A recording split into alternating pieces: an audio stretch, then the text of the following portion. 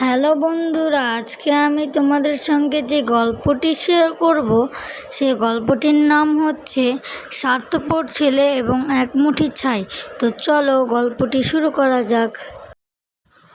গ্রামের অভাব বনাম শহরে বিলাসিতা। মা জমিলা বেগম গ্রামের মানুষের বাড়িতে কাজ করে ছেলে আকাশকে মানুষ করেছেন।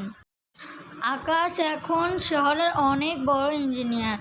তার বিশাল বহুল ফ্ল্যাট, দামি গাড়ি আর সুন্দর সংসার আছে, কিন্তু মায়ের জন্য তার ঘরে জায়গা নেই।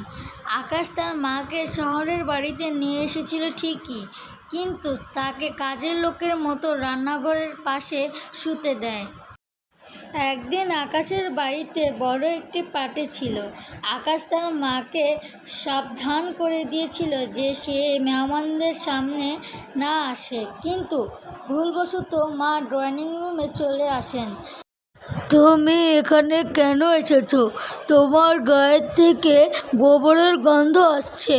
তুমি আমার বন্ধুদের সামনে আমার ইজ্জত শেষ করে দিলে। সে কথা বলে তার মাকে ধাক্কা দিয়ে ঘরে পাঠিয়ে দেয়।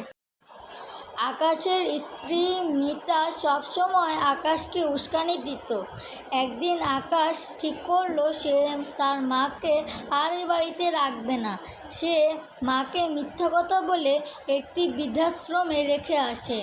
মা কাঁদতে কাঁদতে বলেছিলেন, বাবা, আমাকে এখান থেকে নিয়ে যাস না।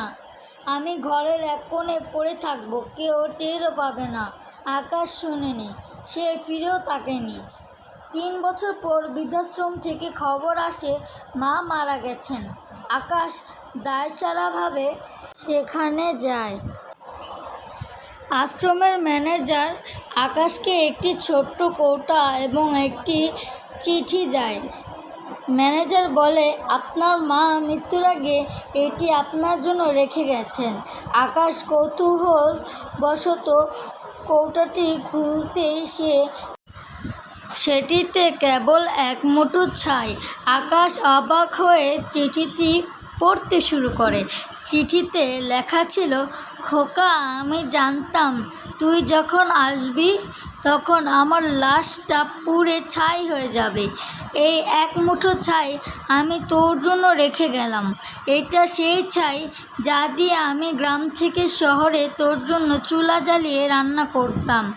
তুই বড়লোক হওয়ার পর আমার গায়ের গন্ধে তোর ইজ্জত যেত, কিন্তু এই ছাই মাখা হাতেই তোকে খাইয়ে আমি বড় করেছি।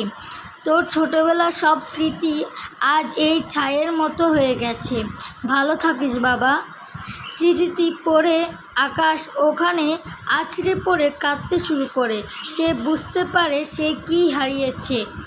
তো গল্পটি কেমন লাগলো? গল্পটি যদি ভালো লেগে থাকে অবশ্যই লাইক, কমেন্ট এবং শেয়ার এবং সাবস্ক্রাইব করতে ভুলবেন না কিন্তু। আল্লাহ হাফেজ। আসসালামু আলাইকুম।